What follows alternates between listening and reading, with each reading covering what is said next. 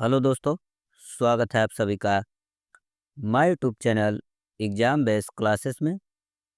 दोस्तों, आज की वीडियो आप सभी के लिए बहुत ही महत्वपूर्ण होने वाली है, क्योंकि आज मैं एक अलग विषय लेकर आया हूं जिसका नाम है पर्यावरण यानी कि ईवीएस। और इस ईवीएस विषय में मैं एक एथेंटिक बुक से अर्थात एनसीईआरटी से क्लास 5 से आने वाले सभी महत्वपूर्ण टॉपिक को कवर कराऊंगा जो हर साल परीक्षाओं में पूछे जाते हैं। एक महत्वपूर्ण बात और दोस्तों, जिन टॉपिक को हम पढ़ाते चलेंगे उस टॉपिक को आप सभी नोट करते चलिएगा, क्योंकि इससे आपको फिर कभी पूरा बुक पढ़ने की ज़रूरत नहीं पड़ेगी। बस आपको उतना करना है जितना कि मैं कहूँ। मैं यह बात इसलिए कह रहा हूँ दोस्तों, क्योंकि सीटीईटी के लिए पर्यावरण विषय में 2 साल पढ़ाने का अनुभव रहा है। और इस अनुभव के आधार पर मैं आप सभी से बस इतना कहना चाहूँगा कि सीटेट 2022-23 में आने वाले वे प्रश्न जो इस बुक से आए रहेंगे, इसको आप 100% कर लेंगे। तो आप सभी इस वीडियो को पूरा ज़रूर देखें और कमेंट बॉक्स में कमेंट करके ज़रूर बताएं कि आपको यह वीडियो कैसा लगा। अगर अच्छा लगे तो चैनल को लाइक एवं सब्सक्राइब ज़रूर करें दोस्तों। ठीक है दोस्तों, तो चलिए शुरू करते हैं। जैसा कि आप देख सकते हैं, पहला चैप्टर है दोस्तों, कैसे पहचाना चींटी ने दोस्त को। इस चैप्टर में दोस्तों मैं आपको जितना कहूँ बस आप उतना नोट करते चलिएगा, उससे ज़्यादा पढ़ने की ज़रूरत नहीं है। तो आप देख सकते हैं दोस्तों, यहाँ एक महत्वपूर्ण टॉपिक आ गया। जैसा कि आपको इतना सामान्य जानकारी होनी चाहिए। जैसे लिखा है, जानवरों में भी देखने, सुनने, सूंघने और महसूस करने की शक्ति होती है। कोई जानवर मीलों दूर से शिकार को देख सकता है, तो कोई हल्की से हल्की आहट को भी सुन लेता है। कोई जानवर अपने साथी को सूंघ कर ढूंढ लेता है। जानवरों की यह दुनिया अजीब है दोस्तों। तो इस तरह के जानवर आपको मिलेंगे और उन्हीं को आपको महत्वपूर्ण टॉपिक में नोट भी करना है दोस्तों, क्योंकि परीक्षाओं में उन जानवरों के बारे में पूछा जाता है। ठीक है, तो आगे चलते हैं और आपको दिखाते हैं। यहाँ पे इस महत्वपूर्ण टॉपिक को आप नोट करिएगा दोस्तों, जितना बताएंगे उतना ही नोट करिएगा। यहाँ लिखा है, बहुत साल पहले एक वैज्ञानिक ने इस तरह के कई प्रयोग किए थे।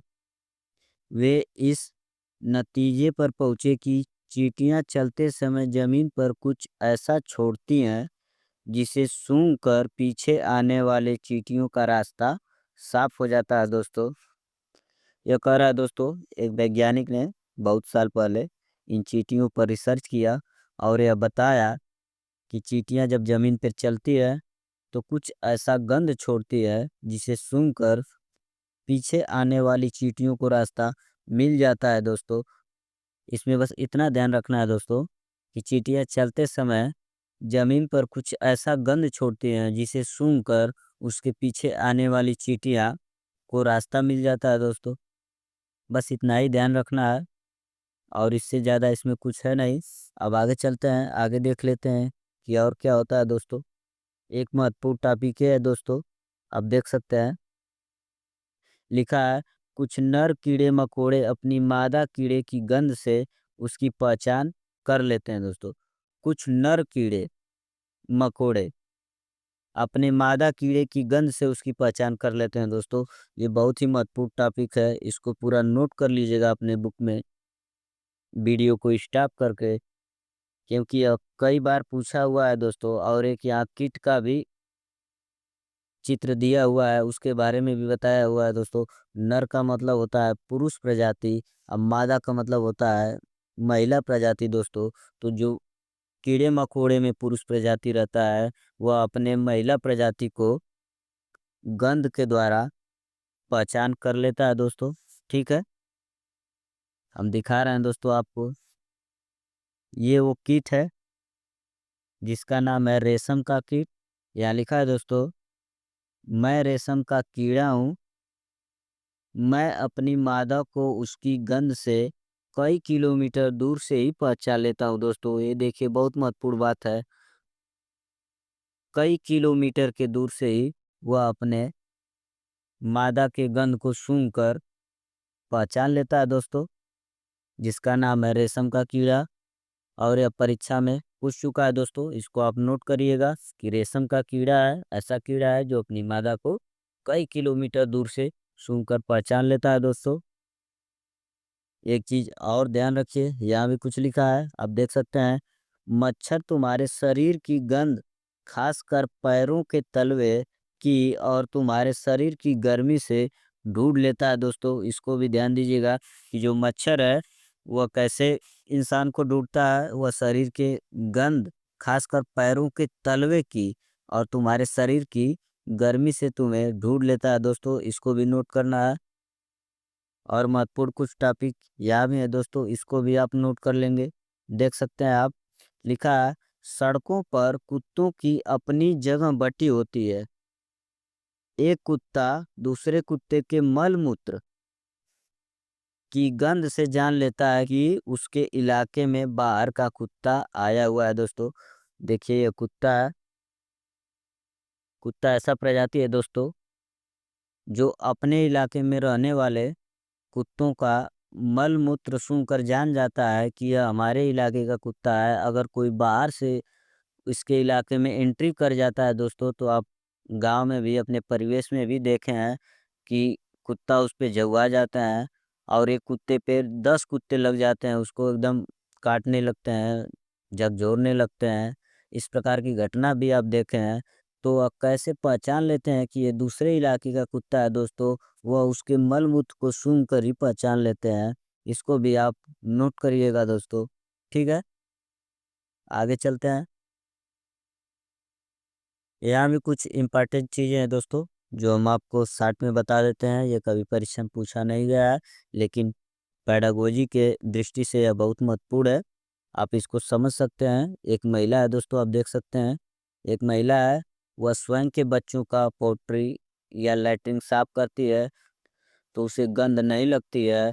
अगर वह दूसरे के बच्चों का पोल्ट्री और लैट्रिन साफ करने के लिए कह दिया जाए तो पहले अपने वह नाक को ढक लेती है, उसके बाद उस बच्चे का लैट्रिन या मलमूत्र साफ करती है। तो यह घटना दर्शाने का मतलब है दोस्तों कि, यहाँ देख सकते हैं दोस्तों, उसी की बात कर रहा है कि सुशीला के उदाहरण से आम परिवारों में होने वाली एक स्थिति को दर्शाया गया है। चर्चा करके बच्चों से यह समझ बनाई जा सकती है कि अक्सर हम किसी गंध से तब ज़्यादा परेशान हो जाते हैं जब हमारा मन उसको गंदा मान लेता है दोस्तों। वो महिला क्या कि अपने बच्चे का लैट्रिन को गंदा नहीं माने और दूसरे बच्चे के लैट्रिन को धोने के लिए की बारी आई तो वह अपने नाक मुंह को ढक ली। उसी को कह रहा है दोस्तों, ये हमारा मन तय करता है कि कौन कितना गंदा लग रहा है और कितना गंदा महक रहा है। अगर मन हमारा मान ले कि यह गंदा नहीं है तो गंदा नहीं लगेगा दोस्तों। यही बच्चों में समझ विकसित करना है। लिखा है अगर हम मन बना लें तो वही गंदा उतना परेशान नहीं करता है दोस्तों। ठीक है, ये पेडागोजी की दृष्टि से था।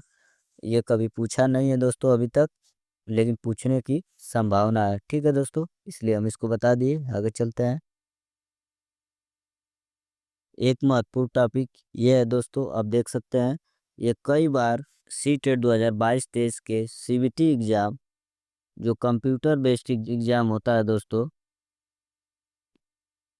उसमें पूछ चुका है कि किसी ऐसे पक्षी का नाम लिखे जिसकी आंखें सामने की तरफ हो दोस्तों। तो वह पक्षी होता है उल्लू।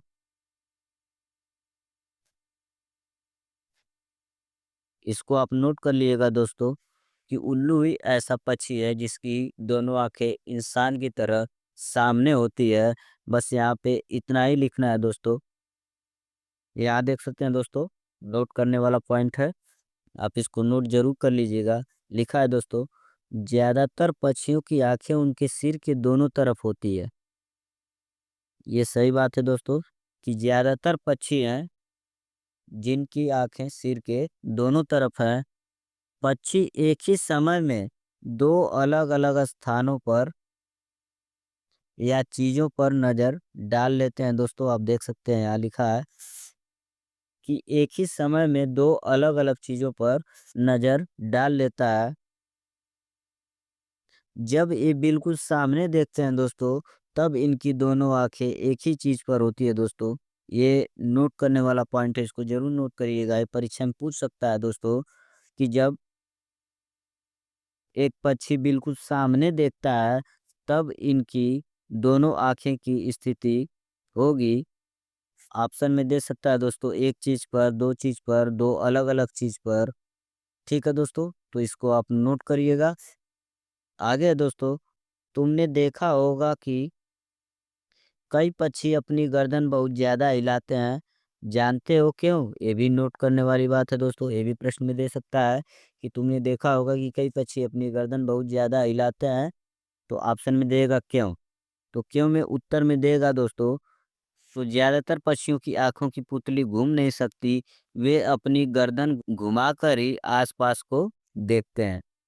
ठीक है दोस्तों, बहुत ही महत्वपूर्ण टॉपिक है, इसको ज़रूर नोट करिएगा।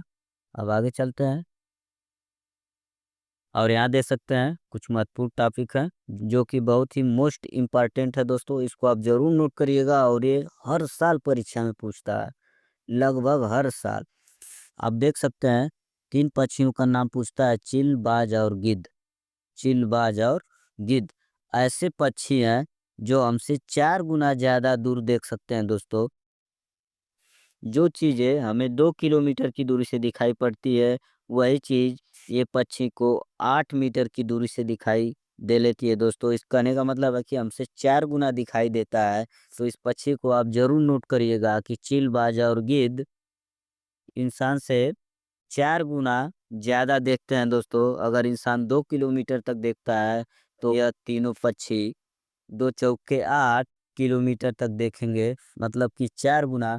ठीक है दोस्तों, इसको ज़रूर नोट करिएगा, ये बहुत ही महत्वपूर्ण टॉपिक है। इसको हम यहाँ से हटा दे रहे हैं, इस तरह से कर दे रहे हैं ताकि आपको दिखाई दे लिखने में अच्छा।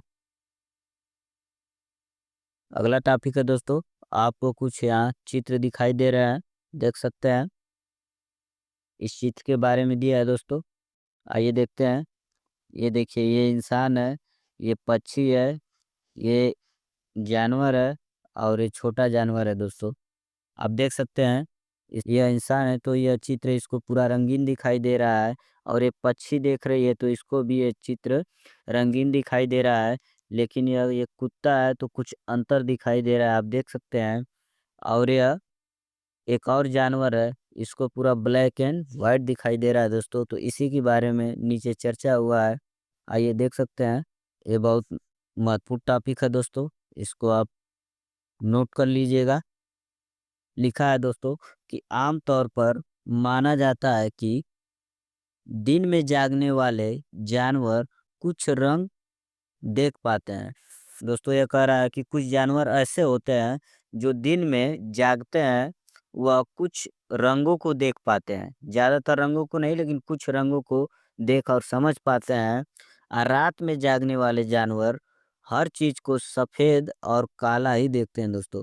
जो जानवर रात में जागते हैं, वह चीज़ों को सफ़ेद और काला ही देखते हैं दोस्तों। और यह मोस्ट इम्पॉर्टेंट क्वेश्चन है, ये कई बार परीक्षाओं में आ चुका है, इस ऑनलाइन परीक्षा में भी पूछा गया है। ठीक है, आगे चलते हैं, अगले टॉपिक को भी देख लेते हैं। जितना टॉपिक हम बता रहे हैं दोस्तों, आप बस उतना को ही नोट करते चलिए। आपको परीक्षा में प्रश्न आएंगे तो आप 100% कर लेंगे दोस्तों। यहाँ आप देख सकते हैं दोस्तों, लिखा है आवाज़ें अलग-अलग। यहाँ लिखा है दोस्तों कि जंगल में ऊंचे पेड़ पर बैठे लंगूर पास आती मुसीबत जैसे शेर चीता को देखकर एक खास तरह की आवाज निकाल कर अपने साथियों को संदेश देता है दोस्तों। कहने का मतलब आप ऊपर पढ़ चुके हैं दोस्तों कि जानवरों को भी सोचने समझने सूंघने की क्षमता होती है, तो इनके ऊपर भी जब खतरा आता है तो ये उस खतरे को महसूस कर लेते हैं। उसी के बारे में बता रहा है दोस्तों इस काम के लिए पक्षी भी खास आवाज़ें निकालते हैं। कुछ पक्षी अलग-अलग खतरों के लिए अलग-अलग आवाज़ें निकालते हैं दोस्तों। जैसे उड़कर आने वाले दुश्मन के लिए एक तरह की आवाज़, ज़मीन पर चलने वाले के लिए दूसरी तरह की आवाज़। ठीक है दोस्तों? कुछ आगे और इम्पोर्टेंट है, इसको भी नोट करिएगा। ये मछलियों के बारे में है। लिखा है, मछलियाँ खतरे की चेतावनी एक दूसरे को बिजली तरंगों से देती है दोस्तों। ये भी क्वेश्चन पूछ सकता है दोस्तों कि मछलियों को जब खतरा होता है तो अपने साथी को चेतावनी कैसे देती है, तो आ सकता है बिजली तरंगों द्वारा। ठीक है दोस्तों, इसको भी नोट करिएगा दोस्तों, बहुत ही महत्वपूर्ण टॉपिक है। लिखा है, कुछ जानवर तूफान या भूकंप आने से कुछ समय पहले ही अजीब हरकत करने लगते हैं। जो लोग जंगल में रहते हैं और जानवरों के इस व्यवहार को समझते हैं, वे जान लेते हैं कि भूकंप आने वाला है या कुछ अनहोनी होने वाली है दोस्तों। इस स्थिति में एक बार अनहोनी हो चुकी है और यह बहुत ही मोस्ट इम्पोर्टेंट है दोस्तों। इस बार के सीबीटी एग्जाम में यह पूछ चुका है। लिखा है, सन 2004 दिसंबर में आए सुनामी से कुछ समय पहले जानवरों के अजीब व्यवहार और उनके द्वारा की गई चेतावनी भरी आवाज़ों को अंडमान की एक खास आदिवासी समझ गई। उन्होंने वह इलाका खाली कर दिया। इस प्रकार इस जाति के लोग सुनामी के कहर से बच गए दोस्तों। उस समय सुनामी आई थी 2004 में, और उस जानवरों के हरकत की वजह से वहाँ के आदिवासी उसको समझ गए और उस स्थान को खाली कर दिए। तो परीक्षाओं में ये सन पूछा है दोस्तों। ये सन हम देख रहे हैं कि ऑनलाइन एग्जाम में पहली बार पूछ रहा है। ऑफलाइन में कहीं भी सन के बारे में कोई प्रश्न नहीं आया है, लेकिन ऑनलाइन में आने लगा है दोस्तों। तो इस सन को भी याद करना है कि सुनामी कब आई थी, तो 2004। एक और भूकंप के बारे में पूछेगा जो गुजरात राज्य में आया हुआ था दोस्तों, वो 2001 में है। उसको जब आगे जाएँगे तब पढ़ेंगे दोस्तों, ठीक है? आगे बढ़ते हैं। और एक महत्वपूर्ण बात यहाँ भी है दोस्तों, इसको भी नोट करिएगा। ये डॉल्फिन के बारे में है। डॉल्फिन भी अलग-अलग तरह की आवाज़ें निकालती है और एक दूसरे से बात करती है। डॉल्फिन की भी अपनी एक भाषा होती है दोस्तों, वह अलग-अलग तरह की आवाज़ें निकालती है और वह एक दूसरे से बात करती है। वैज्ञानिकों का यह मानना है कि कई जानवरों की अपनी पूरी भाषा होती है दोस्तों। जानवरों की भी एक तरह से पूरी भाषा होती है, जैसे इंसान की भाषा होती है दोस्तों। इंसान एक दूसरे से बात कर सकता है, उसकी हरकतों को समझ सकता है। जब वो गुस्सा होता है तो समझता है, जब वह हँसता है तो समझता है, जब वह खुश होता है तो समझता है। उसी तरह जानवरों की एक भाषा होती है और उस भाषा के अनुसार जानवर भी आपस में हर चीज़ को समझते हैं और अपनी संवेदनाएँ व्यक्त करते हैं दोस्तों। आगे चलते हैं, इसको ज़रूर नोट कर लीजिएगा दोस्तों, ठीक है? ये आ गया दोस्तों सलात। एक जानवर का नाम है सलात। इसके बारे में बहुत बार पूछा गया है दोस्तों, बहुत बार। जितनी भी परीक्षाएँ हुई हैं लगभग सभी में यह आता है। 1 आध 2 वर्ष नहीं आता है, क्योंकि हर साल एक ही वर्ष प्रश्न नहीं आ सकता। लेकिन इसका ट्रेंड रहा है सीबीएसई का कि जहाँ से वह प्रश्न उठाता है उसको फिर रिपीट करता है, उसकी भाषाओं को चेंज करके, उसके सेंटेंस में थोड़ा अंतर करके। ठीक है दोस्तों? तो सलाद, सलाद के बारे में कई बार पूछा गया है। और आप जब सीटेट 2022-23 के ऑनलाइन के प्रीवियस ईयर पेपर देखेंगे तो कई पेपरों में ये आपको सीधा-सीधा मिलेगा दोस्तों, ठीक है? इसको आप ज़रूर नोट करिएगा, इसको बिना नोट किए छोड़िएगा मत और इसको याद भी कर लीजिएगा और परीक्षा में जाने से पहले इसको पढ़ भी लीजिएगा दोस्तों। और आपको इतना ही पढ़ना है दोस्तों जितना हम बता रहे हैं इसमें, और जितना इस एनसीईआरटी के बुक में इसके बारे में दिया है, इससे ज़्यादा आप नेट से गूगल सर्च करके ज़्यादा जानकारी लेंगे दोस्तों, तो आप एक गलत दिशा में जा रहे हैं। आपको पास होने से ज़रूरत है, जितना पूछा जा रहा है उतना ही पढ़ने की ज़रूरत है। ठीक है दोस्तों? लिखा है, ये भालू जैसे दिखते हैं, आप देख सकते हैं यह भालू जैसा दिख रहा है, पर भालू नहीं है। यह भालू जैसा दिखता है दोस्तों, पर भालू नहीं है। ये दिन के करीब 17 घंटे पेड़ों से उल्टे सिर लटक कर मस्ती से सोते हैं दोस्तों। यह क्या करते हैं दोस्तों, 17 घंटे पेड़ पर सोते हैं और खूब मस्ती में रहते हैं, वो भी उल्टे। सिर नीचे होता है, पैर ऊपर होता है दोस्तों। 17 घंटे, 17 घंटे हमेशा याद रखिएगा दोस्तों। ऑप्शन में देगा तो यही 17 घंटे को कहीं 25 घंटे दे देगा, और इसके बारे में और सब सही जानकारी देगा, उसमें 25 घंटे डाल दिएगा। तो आप वहाँ अगर 17 घंटे याद नहीं रखे हैं तो आप वहाँ प्रश्न को गलत कर सकते हैं। ठीक है दोस्तों। ये जिस पेड़ पर रहते हैं उसी के पत्ते खाकर पलते हैं, इसलिए इन्हें कहीं और जाने की ज़रूरत नहीं पड़ती दोस्तों। यह जिस पेड़ पर रहता है उसी के पत्ते खाकर अपना जीवन व्यतीत करता है। अब ये अपने पेड़ के सारे पत्ते खा लेते हैं, तभी वे दूसरे पेड़ पर जाते हैं दोस्तों। एक खास और बात है दोस्तों, कि जब यह एक पेड़ पे रह रहा है और उस पेड़ के सारे पत्ते और टहनियाँ खा लेते हैं, तब जाके दूसरे पेड़ का नंबर लगाते हैं दोस्तों। लगभग 40 वर्ष के अपने पूरे जीवन काल में ये मुश्किल से 8 पेड़ों पर घूमने की तकलीफ उठाते हैं दोस्तों। ये कह रहा है दोस्तों कि अपने 40 वर्ष के जीवन में, इसका मतलब है दोस्तों कि इसका जीवन काल जो है वह 40 वर्ष का है। इस तरह से भी पूछ सकता है कि सलाद का जीवन काल होता है 30 वर्ष, 40 वर्ष, 50 वर्ष, इस तरह से भी पूछ सकता है दोस्तों। तो वहाँ आप करिएगा 40 वर्ष।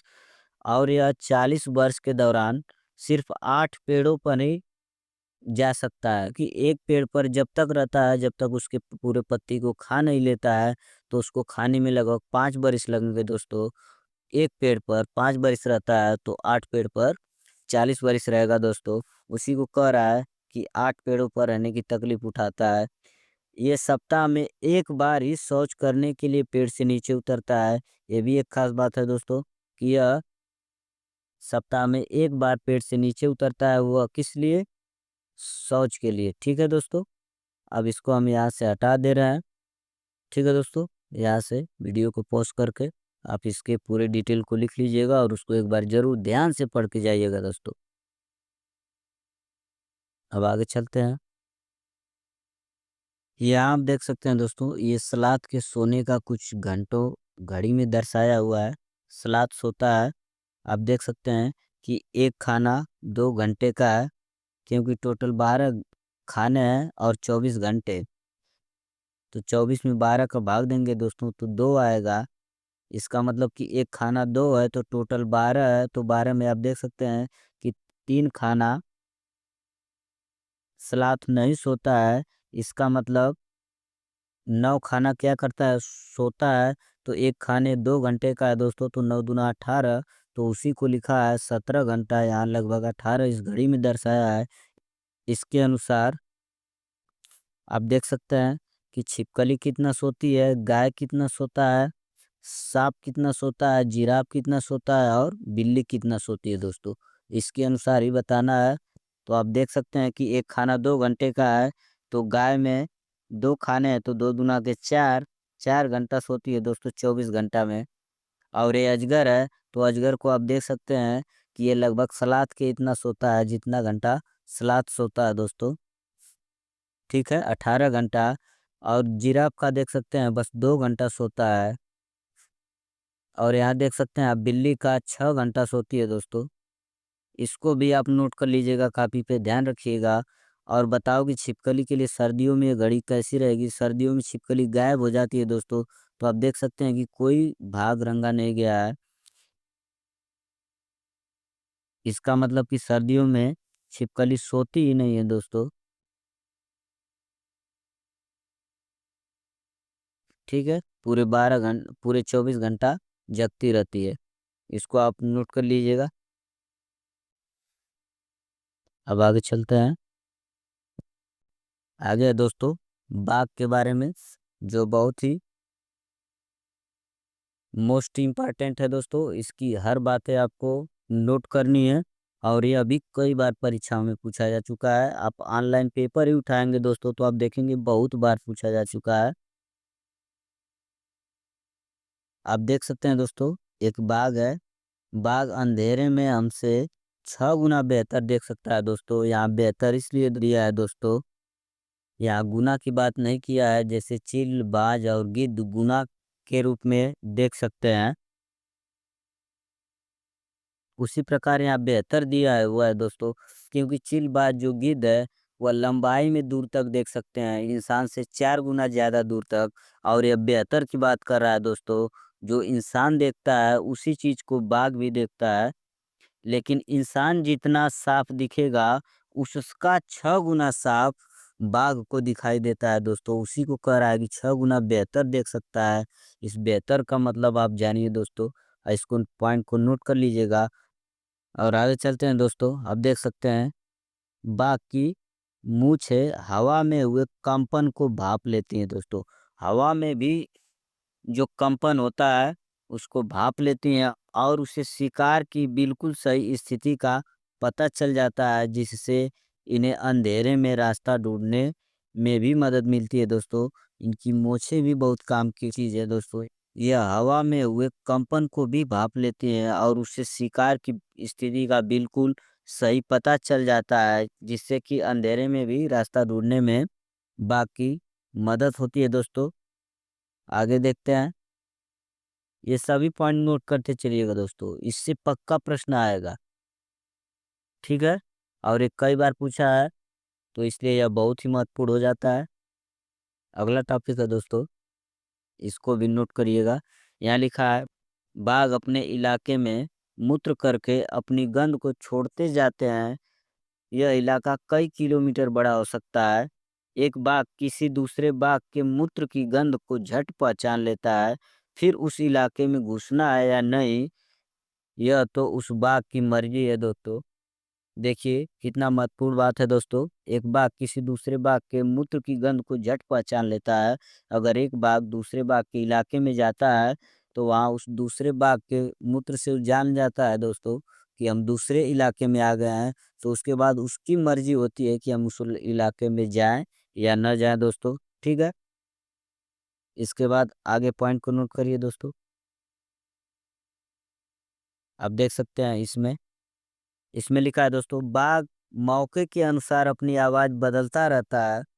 जो बाघ है दोस्तों, वह मौका देखकर अपनी आवाज को बदलता रहता है। गुस्से में अलग आवाज निकलता है। अगर वही बाघिन को बुलाना हो दोस्तों, तो उसके लिए अलग आवाज निकालता है। कभी कराना हो तो कभी गुर्राना। बाघ का गुर्राना 3 किलोमीटर दूर तक सुना जा सकता है दोस्तों। टॉपिक है दोस्तों कि जब एक बाघ गुर्राता है, तो वह 3 किलोमीटर तक उसकी आवाज सुनी जा सकती है दोस्तों। अब आगे देख लीजिए, एक टॉपिक और है यहीं बगल में ही, इसको भी नोट करिए दोस्तों। बाघ हवा से पत्तों के हिलने, यह क्वेश्चन पूछा जा चुका है दोस्तों यहाँ से। ऑफलाइन में हमने हल किया हुआ है, हमने दिया हुआ ये पेपर, तो भी हम जानते हैं, क्योंकि हम सीटेट 4 बार पास हैं दोस्तों। हम जितना कर रहे हैं उतना आप नोट कर लेते हैं, तो आपके लिए बहुत ही फायदेमंद होगा। बाघ हवा से पत्तों के हिलने और शिकार के झाड़ियों में हिलने से हुई आवाज में अंतर को भाप लेता है दोस्तों। यह कह रहा है दोस्तों कि बाघ इतना तेज और शातिर होता है कि अगर हवा से पत्ता हिल रहा है, तो इसको पता चल जाएगा कि यह हवा से हिल रहा है।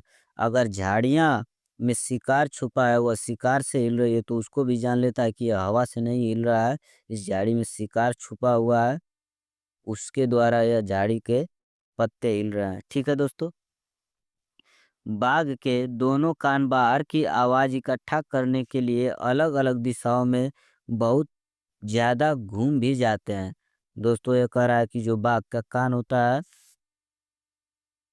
वह बाहर की आवाज को इकट्ठा करने के लिए अलग अलग दिशाओं में बहुत ज्यादा घूम भी जाता है दोस्तों। यह सीबीटी 2022 में पूछा गया है दोस्तों, क्वेश्चन बस इतना ही से पूछा गया है। आगे चलते हैं, आगे देख लेते हैं कि हाथी को क्यों मार दिया जाता है दोस्तों, उसके दांत के लिए, गैंडे को उसको सींग के लिए, और शेर, मगरमच्छ और सांप को उनकी खाल के लिए मार दिया जाता है दोस्तों। ये बहुत इंपॉर्टेंट है, इसको भी नोट करिएगा। और जो कस्तूरी हिरन है, उसको थोड़ी सी खुशबू के लिए मार दिया जाता है दोस्तों।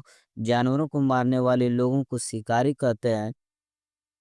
ठीक है दोस्तों, इसको हम इस प्रकार से कर देते हैं, और इसको आप कॉपी पे इतने टॉपिक को नोट कर लीजिएगा दोस्तों। आगे है दोस्तों,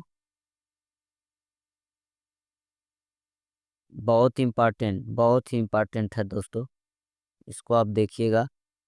ये पहला चैप्टर है दोस्तों, इसमें इतने इम्पोर्टेंट टॉपिक है जिसमें हर टॉपिक से प्रश्न आ चुका है दोस्तों, इसलिए यह लंबा हो रहा है। आप देख सकते हैं दोस्तों कि हमारे देश में बाघ और अन्य कई जानवरों की गिनती इतनी कम हो गई है कि इनके लुप्त हो जाने का खतरा है। हमारे देश की सरकार इन्हें बचाने के लिए बहुत से जंगलों को सुरक्षा दे रही है, जैसे Uttarakhand Jim Corbett national park और राजस्थान के भरतपुर जिले में घाना। इन जंगलों में जानवरों का शिकार मना है। यहाँ लोग जानवरों या जंगलों को कोई नुकसान नहीं पहुंचाते हैं दोस्तों। आप देख सकते हैं उत्तराखंड का जो जिम कॉर्बेट नेशनल पार्क है यह सबसे पुराना है दोस्तों, सबसे पहला यही है। और राजस्थान के भरतपुर जिले में घाना एक पार्क है दोस्तों। इन जंगलों में जानवरों का शिकार मना है। ये बहुत ही इम्पोर्टेंट है दोस्तों। सीबीटी में लगभग जो 22 से 23 पेपर हुए हैं, तो 20 पेपरों में या 18 पेपरों में पूछा है दोस्तों। जब हम पेपर स्क्रीनशॉट ले रहे थे आपको बताने के लिए कि इसके बाद दिखाएंगे, तो उस समय हमने देखा कि कई बार पूछा गया दोस्तों। तो इसको भी अलग अलग तरीके से पूछा गया है। ठीक है, हम आगे दिखाएंगे। और ये गाना को भी पूछा गया दोस्तों, तो ये बहुत इंपॉर्टेंट हो जाता है। इस पूरे टॉपिक को आप नोट कर लीजिएगा जितना हम घेरे हुए हैं दोस्तों। ठीक है, आगे चलते हैं, आगे भी देख लेते हैं दोस्तों। अगला चैप्टर है दोस्तों कहानी सपेरों की। इसमें ज़्यादा इम्पोर्टेंट कुछ चीज़ें नहीं है, बहुत थोड़ी सी है, बहुत जल्दी खत्म हो जाएगा।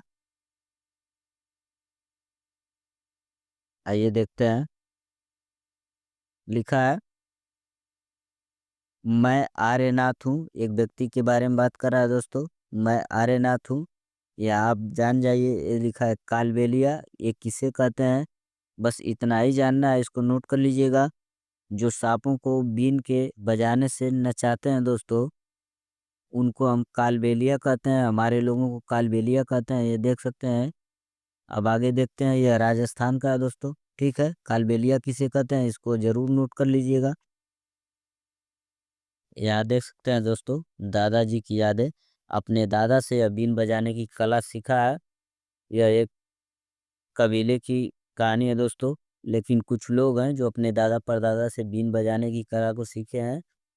और वहाँ इनके जो दादा परदादा थे वो भी सांपों को पकड़ते थे और उसका घर घर जाके बीन बजा के सांप को नचाते थे। और नचाने के बाद जो पैसा मिलता था उससे उनका खर्च बर्च चलता था। और उसी कला को यह आर्यनाथ ने सीखा है। ठीक है दोस्तों, इनकी कुछ खास बातें हम आपको बता दे रहे हैं, जिसको आप नोट कर लीजिएगा। या आप देख सकते हैं कि जो कालबेलिया लोग होते हैं जो सांपों को नचाते हैं, वह सांपों को अपनी बेटियों को शादी में तोहफे के रूप में देते हैं दोस्तों। हमारे कालबेलिया नाच में भी सांप की मुद्राएं होती है दोस्तों। ये आप देख सकते हैं, कालबेलिया नाच का एक दृश्य है, इसको आप समझ सकते हैं, एक मुद्रा है। और कुछ यहाँ पे है दोस्तों, बीन पार्टी के बाजे। आप देख सकते हैं बीन, तुम्बा, खजरी और ढोल। ढोल के अलावा बाकी तीनों बाजे सूखी लौकी से बनाए जाते हैं दोस्तों। ढोल को हम छोड़ देंगे तो हमारा जो तीन बाजा है बीन, तुम्बा और खंजूरी, ये सूखी लौकी से बनाया है दोस्तों। ये बहुत इंपॉर्टेंट है, इसको भी नोट करिएगा, इस बार की परीक्षा में पूछ सकता है दोस्तों। आगे देखते हैं। आगे बहुत ही जो महत्वपूर्ण है दोस्तों, जो हर बार परीक्षा में पूछा जाता है, वह ये है, क्या तुम जानते हो। देख सकते हैं दोस्तों, हमारे देश में पाए जाने वाले सांपों में से केवल 4 तरह के सांप ही जहरीले होते हैं दोस्तों।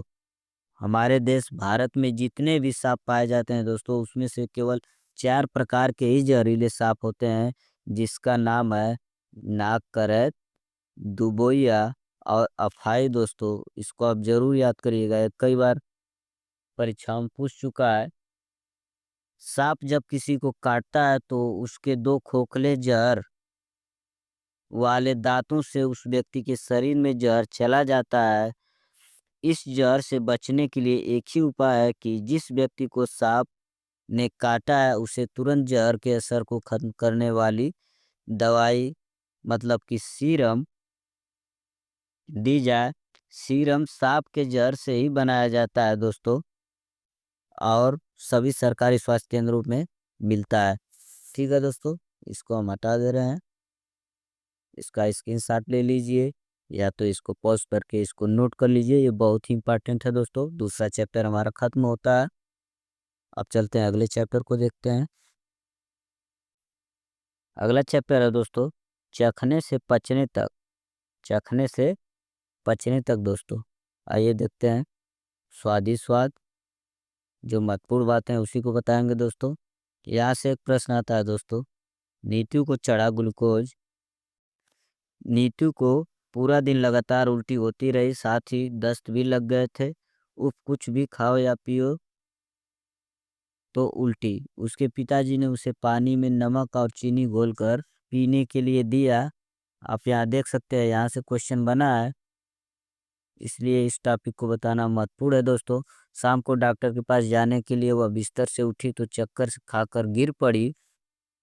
वे उसे गोद में उठाकर डॉक्टर के पास ले गए। डॉक्टर ने नीतू को अस्पताल में भर्ती होने के लिए ग्लूकोज चढ़ाने के लिए कहा। यह सुनकर नीतू सोच में पड़ गई। स्कूल में खेल के समय तो टीचर कई बार ग्लूकोज पीने को देती है, पर अब ग्लूकोज चढ़ाना क्यों है? डॉक्टर आंटी ने उसे कहा, खाना और पानी शरीर में न रुकने की वजह से शरीर में कमजोरी आ गई है। तुम्हारा पेट खराब है। ग्लूकोज चढ़ाने से बिना खाए पिए तुम्हें जल्दी ताकत मिल जाएगी और हिम्मत भी। अब जो सबसे महत्वपूर्ण है दोस्तों इस चैप्टर का, जिसको आपको 100% नोट करना ही करना है और उसको परीक्षा में जाने से पहले पढ़ के ही जाना है, वह है कहानी खिड़की वाले पेट की। ठीक है दोस्तों, आइए इसको पढ़ के सुना भी देंगे ताकि आपको आसान रहेगा, लेकिन थोड़ी लंबी है दोस्तों। यहाँ से आप देख सकते हैं, जो नोट करने लायक रहेगा उसको भी बताएंगे दोस्तों। लिखा है दोस्तों, तुमने कविता में जिस फौजी के बारे में पढ़ा हुआ सन 1822 में। सन को याद रखना है दोस्तों। अब हम बता दिए आपको कि सन भी पूछा जा रहा है, तो इस सन को भी याद रखना है। एक फौजी की यहाँ बात कर रहा है दोस्तों। वह सन 1822 में 18 साल का था और बहुत तंदुरुस्त था। जब वह गोली से जख्मी हुआ तो उसे डॉक्टर बोमोंट, इस नाम को हमेशा पूछा जाता है दोस्तों, डॉक्टर बोमोंट के पास ले गया। डॉक्टर ने मार्टिन की अच्छी तरह से मरहम की, और जिसको गोली लगी थी दोस्तों इसका भी नाम याद करिएगा, मार्टिन। और जो डॉक्टर था वह बोमोंट। मरहम पट्टी की, धीरे धीरे उसका जख्म ठीक होने लगा, पर पेट का छेद नहीं भरा। लगभग 1.5 साल के बाद डॉक्टर ने देखा कि मार्टिन के पेट में एक अद्भुत खिड़की सी बन गई है। पेट की चमड़ी ने बढ़कर छेद को ढक तो लिया, ठीक उस तरह जैसे एक फुटबॉल वाशर होता है, यानी चमड़ी की एक तह के ऊपर एक और तह सी बन गई। निचली तह को दबाने पर छेद में से पेट में झांका जा सकता था। छेद में ट्यूब लगाकर पेट का खाना भी बाहर निकाला जा सकता था। अब क्या था, डॉक्टर बोमुंट को मार्टिन का यह अजूबा पेट मिल गया, मानो एक खजाना मिल गया। सोच सकते हो कितना समय लगाया होगा उन्होंने इस पेट के साथ प्रयोग करने में। 9 साल। कितना साल लगा दोस्तों? 9 साल। इसको भी याद रखना है। मार्टिन कुछ काम भी करते रहे और उनकी शादी भी हुई। उस समय तक वैज्ञानिकों को यह नहीं मालूम था कि पेट में पाचन की क्रिया कैसे होती है। पेट में जो पाचक रस होते हैं उनका क्या काम होता है, क्या वे पाचन में मदद करते हैं या केवल भोजन को तरल करने के लिए ही होते हैं? पहले तो उन्होंने यह देखना चाहा कि यदि पेट के पाचक रस को बाहर एक गिलास में निकाल दिया जाए और खाने की कोई चीज डुबा कर उसमें रख दी जाए तो क्या वह पड़ी पड़ी पच जाएगी।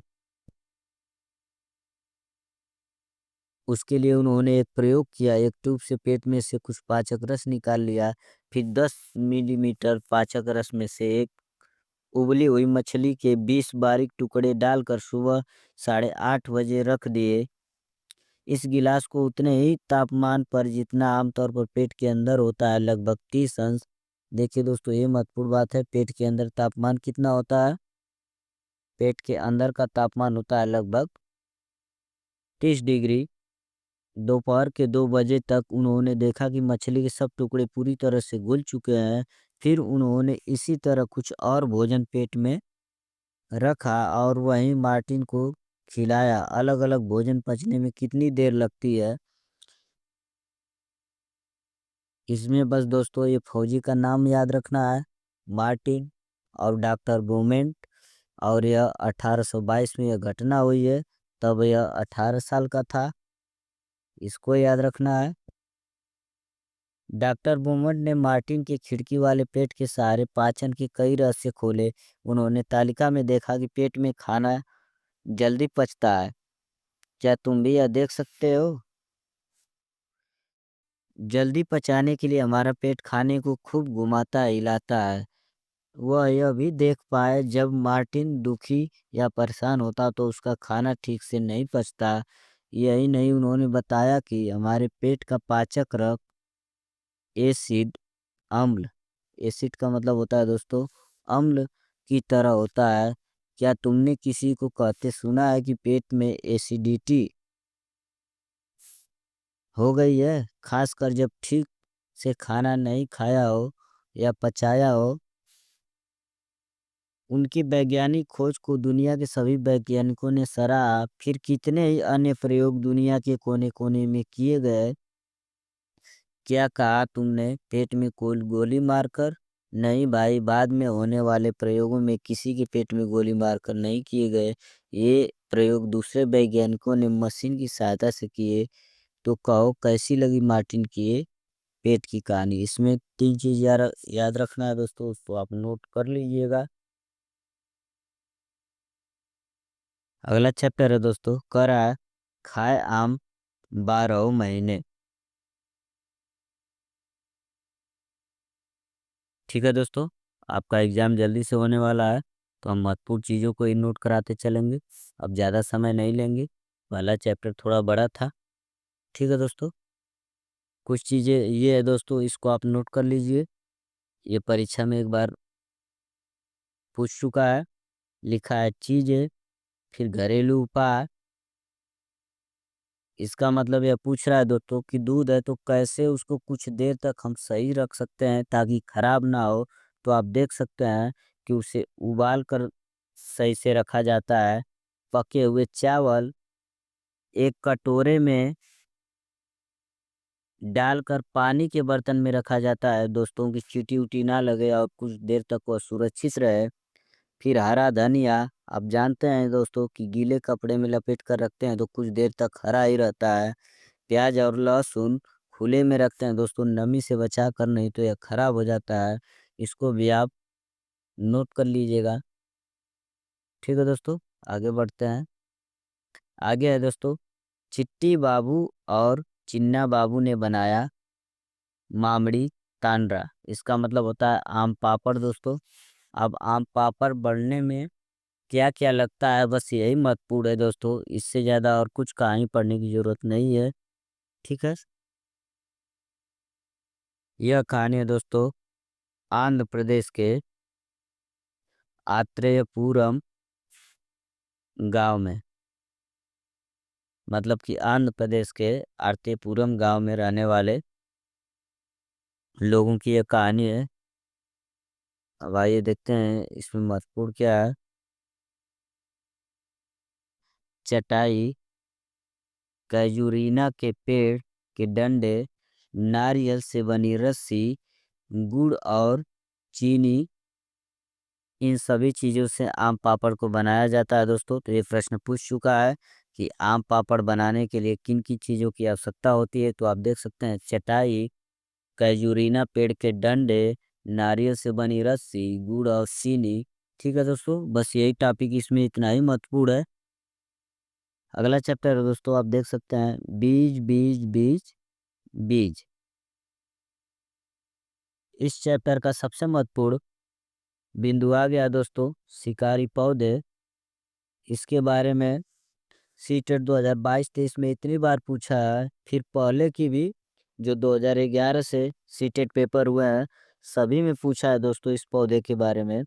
इस पौधा का नाम है नेपेथिन्स। आप देख सकते हैं कुछ ऐसे पौधे भी होते हैं जो चूहों, मेंढकों, कीड़ों, मकोड़ों और छोटे जीवों को शिकार करते हैं। इनमें नेपेथिन्स सबसे ज़्यादा मशहूर है। और सब पेड़ होंगे दोस्तों इस इसकी तरह, लेकिन इसमें जो सबसे ज़्यादा मशहूर है वह नेपेथिन्स है दोस्तों। यह ऑस्ट्रेलिया, इंडोनेशिया और भारत के मेघालय राज्य में पाया जाता है दोस्तों। यह बहुत इम्पोर्टेंट है दोस्तों। ऑस्ट्रेलिया, इंडोनेशिया और भारत के मेघालय राज्य में पाया जाता है दोस्तों। भारत में बस एक ही राज्य में पाया जाता है, वह है मेघालय। इसका आकार लंबे घड़े जैसा होता है, जिसके ऊपर पत्ती का ढक्कन लगा होता है। घड़े से खास खुशबू निकलती है, जिसकी वजह से कीड़े मकोड़े खींचे चले आते हैं। पौधे के ऊपर पहुंचते ही कीड़े अंदर फंस जाते हैं और बाहर नहीं निकल पाते। देखा ये पौधे भी शिकार करते हैं, और वह भी कितनी चतुराई से। इस तरह से बहुत ही महत्वपूर्ण है दोस्तों। इसको आप जरूर परीक्षा से पहले पढ़ के ही जाइएगा, बिना पढ़े मत जाइएगा दोस्तों। या नेपेथिन्स के बारे में आप जरूर जानिएगा। ये परीक्षा में आगे हम प्रश्न दिखाएंगे, उसमें पूछा है कि भारत के किस राज्य में नेपेथिन्स पाया जाता है दोस्तों। तो भारत के मेघालय राज्य में। अगर पूछ देगा कि ये कहाँ कहाँ पाया जाता है दोस्तों, तो ऑस्ट्रेलिया, इंडोनेशिया और भारत के मेघालय राज्य में। ठीक है दोस्तों, यही इम्पोर्टेंट है इसमें। अगला पॉइंट है दोस्तों, ये महत्वपूर्ण है, स्विट्जरलैंड में वेलक्रो का आइडिया कैसे आया। इसके बारे में दिया है। यह घटना 1948 की है दोस्तों, जिस वैज्ञानिक का नाम है जॉर्ज मेस्ट्रल। इसको याद रखना है दोस्तों, और ज़्यादा याद करने की ज़रूरत नहीं है। ठीक है दोस्तों, आगे चलते हैं। और आगे आगे आपका एक कविता, और यह बहुत ही महत्वपूर्ण है दोस्तों। इसमें से हम अभी दिखाएंगे, कई प्रश्न पूछा है दोस्तों। आप इसमें देख सकते हैं कि दक्षिण अमेरिका की मिर्ची रानी कौन कहाँ से आया है, इसकी बात कर रहा है दोस्तों। तो दक्षिण अफ्रीका से मिर्ची आया है। और यह कई बार प्रश्न पूछा जा चुका है, ऑफलाइन में भी और ऑनलाइन में तो पूछिए मत, कितनी बार पूछा जा चुका है दोस्तों। और यहाँ देख सकते हैं दोस्तों, चलिए चीन से जो सोयाबीन आई है दोस्तों, इसको आप नोट करते रहिएगा। चीन से कौन सी आई है, सोयाबीन। और यहाँ देख सकते हैं दोस्तों, यूरोप से गोभी मटर आया है दोस्तों। कौन कहाँ से आया है, बस इतना ही इसमें बताना है दोस्तों। आप देख सकते हैं दोस्तों कि देसी में कौन कौन सा है, बैगन, मूली, सेम, करेला, आम, संतरा, बेर और केला, पालक, परवल, टिंडा, मेथी है भाई बहने सब देसी। ये सब क्या है दोस्तों, एक देसी की भी लिस्ट को याद रखना। उसमें से पूछ सकता है ऑप्शन में देके कि निम्नलिखित में से कौन सी सब्जी देसी नहीं है। ठीक है दोस्तों, तो देसी कौन कौन सी है उसको याद करिएगा। और ये चैप्टर यही खत्म होता है। ठीक है दोस्तों, और इस तरह से अब पर्यावरण का पहला भाग खत्म होता है। आपको वीडियो कैसी लगी दोस्तों, आप कमेंट में ज़रूर बताएं।